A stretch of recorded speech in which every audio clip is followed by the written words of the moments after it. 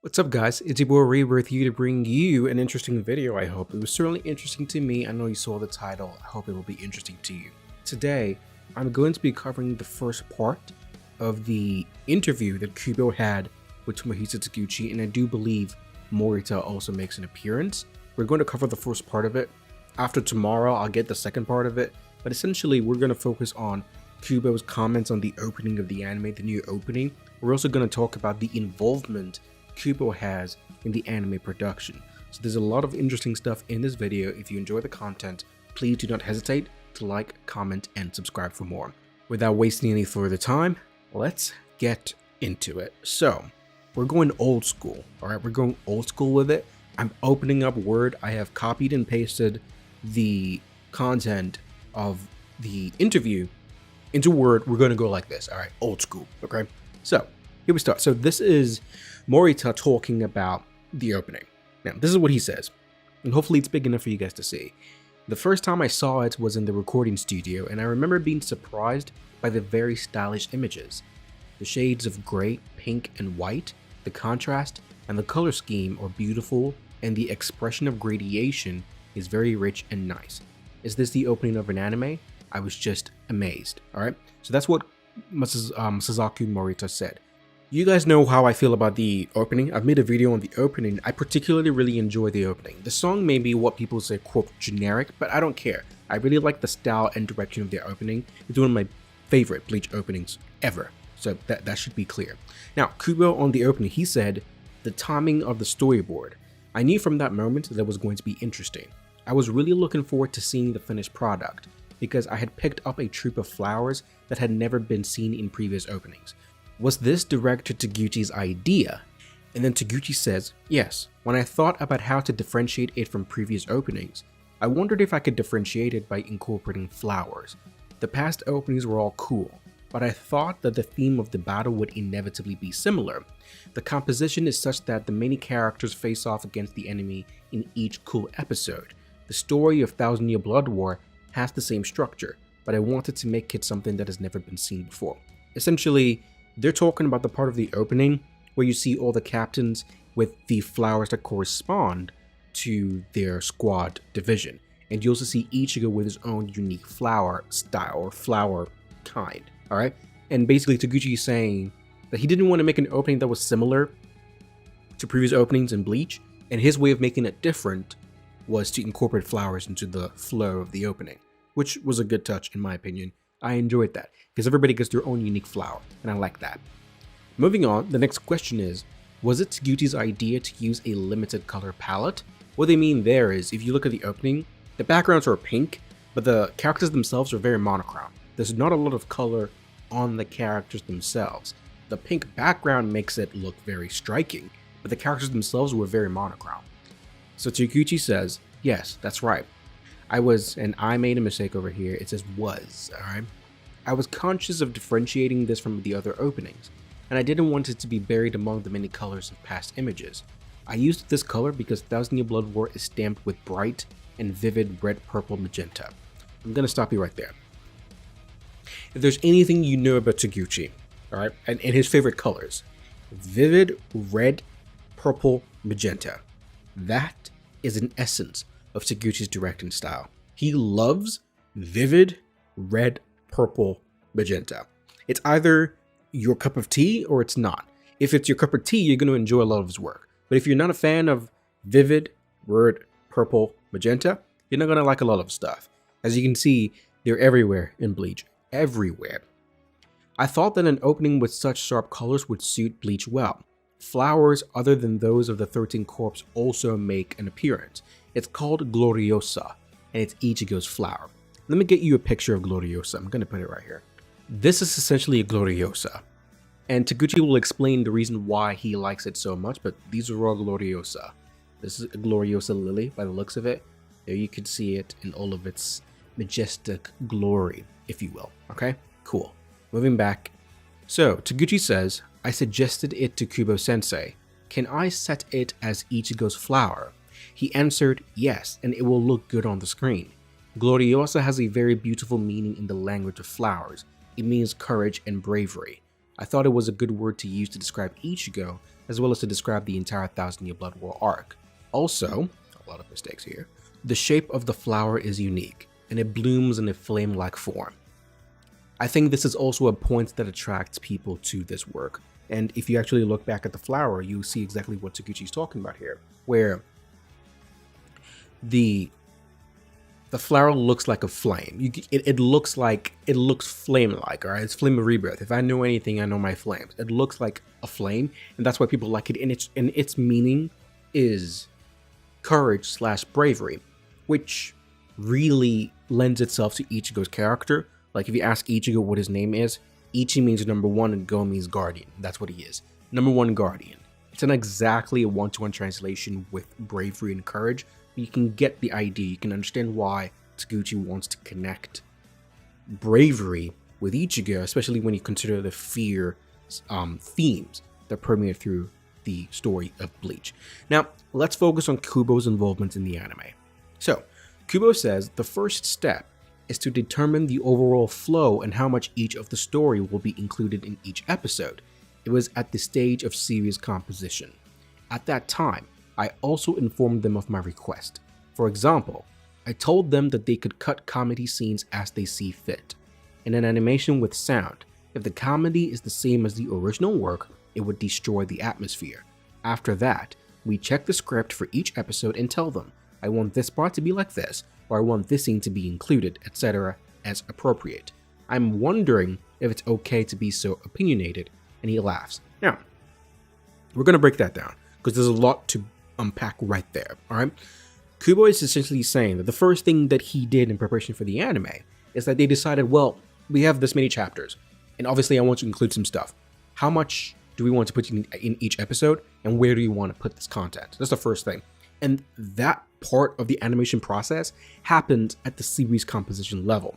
The series compositors, or the ones in charge of series composition for Bleach, is Tomohisa Taguchi and Masaki Hiramatsu. I think is his first name. I know his last name is Hiramatsu, I just don't know what his first name is. So Taguchi and Hiramatsu were in charge of the series composition. Basically, the idea that episode 6 of Bleach is Yamamoto versus Yuha Bak, or Yuha Baha, that is down to series composition. They sat down at the start and said, episode 6 is where it will happen. Okay? Now, essentially what Kubo is saying is he was involved in that process. Kubo was involved in the process of deciding where things would go and when. That's important. To build on that, Kubo then informed them of his request. He said, cut as many comedy scenes as you want and as you see fit. If you don't think it fits the scene, if you think it takes away from whatever point you're trying to get to, you have my blessing to cut it. Now, they don't talk about every cut scene here, but this right here is an example of Kubo's approach to the anime, where if Kubo feels whether he wrote it or not is irrelevant. I don't know why I keep trying to call Kubo Ichigo. Kubo sat there years ago and drew Bleach manga. The fact that people have to be accepting with is that even though it's in the manga, it doesn't necessarily mean that it was necessary. And Kubo himself will be the first to tell you. Just because it was drawn doesn't mean it was necessary. There are scenes in the manga that essentially say the same thing.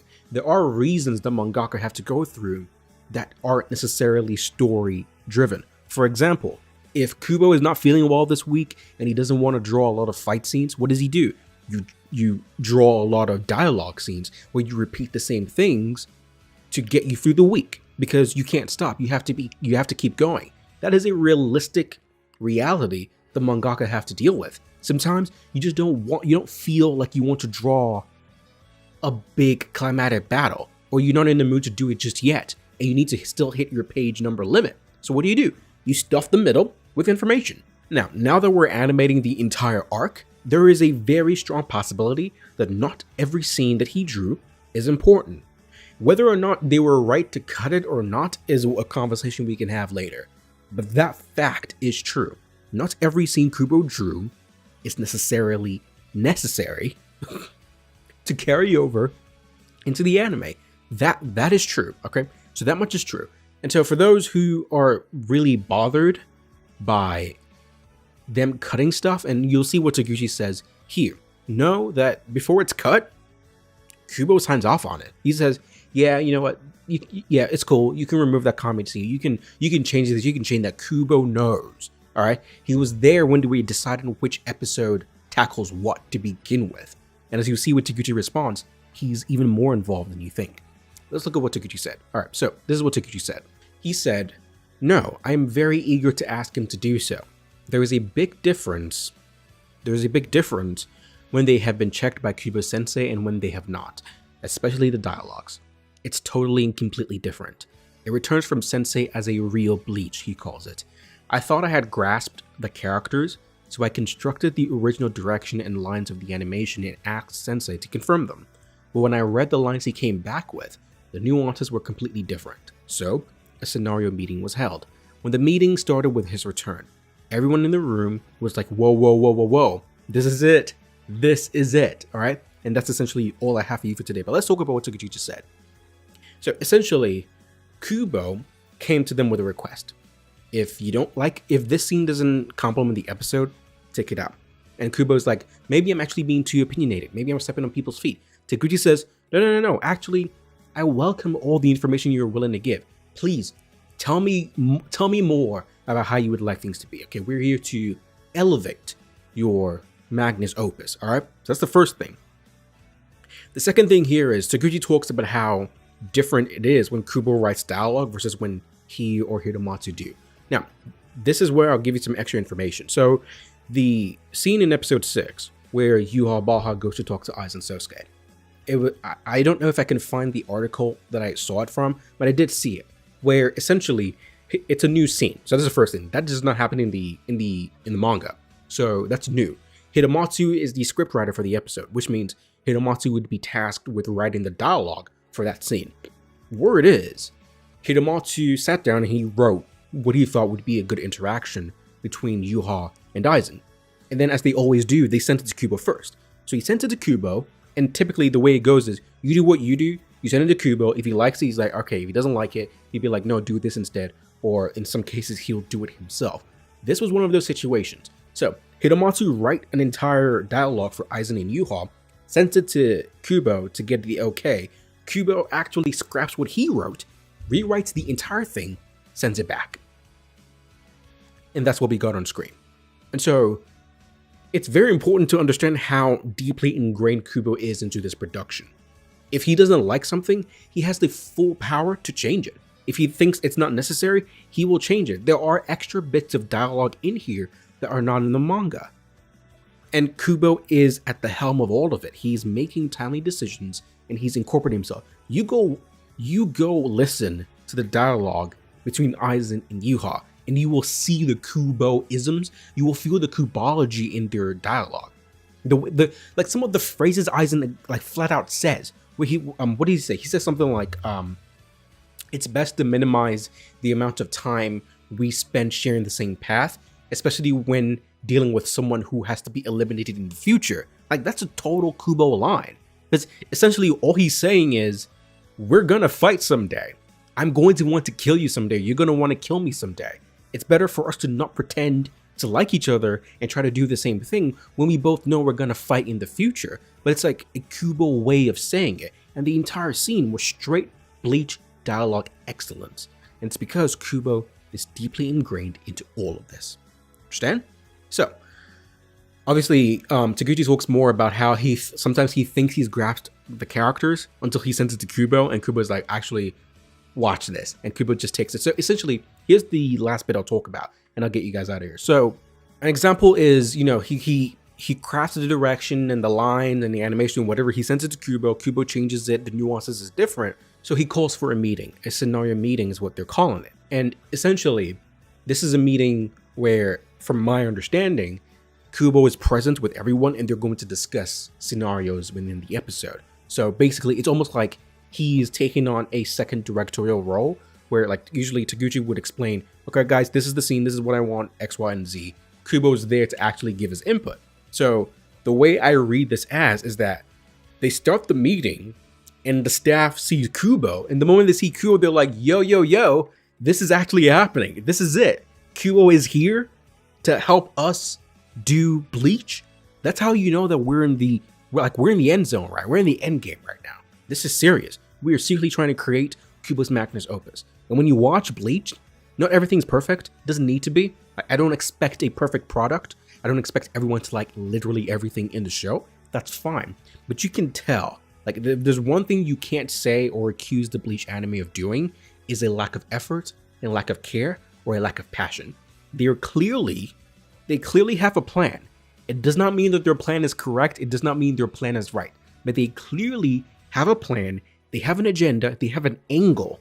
They have a direction that they're going at. And they will stick to it. And they're doing well, in my opinion, so far. Episode 6. I'm going to make a different video for that in the future. But episode 6 proved something very important about the Bleach franchise. I'll talk about it in the episode I make soon. But essentially, I just wanted to give you guys this interview to understand what you guys think. So in the comment section down below, let me know what you think about this. Essentially, here's the main takeaways we got. Taguchi is the one who chose the colors for the opening. He deliberately made it monochrome. He integrated the flowers and gave Ichigo a new one. Morita loves the opening, so does Kubo. Essentially, Kubo is happy with the changes Taguchi makes. The anime staff does something, they send it to Kubo. Kubo either okays it and they give it a thumbs up, or Kubo doesn't like it and he either tells them to change it or he just changes it himself, sends it back. We know that Kubo was writing original content, not only for Uri, but also original content for Kinpachi versus Unohana. And so Kubo is busy. Like, he is busy. And then today, we get the image of the original Gote 13, as shown by Kubo himself, with the next episode being the episode where we might see them. So we are on the precipice of something very impressive, and I'm just gonna say to all the Taguchi haters, you can cry. Like, cry your heart out. Cry. I don't care. Taguchi stocks are sky high. By the time he's done with Bleach, my man is gonna be one of the most sought after directors in the game. His interpretation of Bleach is good. His interpretation of Bleach is good, and Bleach so far is succeeding. You cannot deny that. It's succeeding. They dropped in episode 6 the best animated fight for Bleach of all time. The best animated episode. The best Bleach looking episode. Bleach has never looked bleacher than it is in the Thousand Year Blood War anime. You can't convince me otherwise. Noriyuki Abe understood some things. Abe didn't understand some other things, in my opinion. There were some things that he didn't miss. All that Rukia, Ichiruki nonsense that they were pushing on, like, low key. What are you doing? You know, all those extra... People want to complain about scenes being cut. Go see how much stuff they cut from the anime. Go see that and then come back and talk about cut content. And, yeah, we Taguchi dudes are winning. Alright, anyway. Let me stop with the fanboyism. You guys get the idea. Taguchi, Kubo, and Bleach as a whole is winning. So I'll catch you guys in the next Rebirth video. Like the video, comment down below, subscribe, and I'll see you in the next Rebirth video. This is your boy, signing out until the next one. Peace out.